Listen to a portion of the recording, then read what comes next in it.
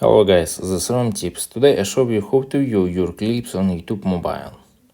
Subscribe and give me a like if this video helps you, because your feedback helps me, and show you how to do it. Alright, open YouTube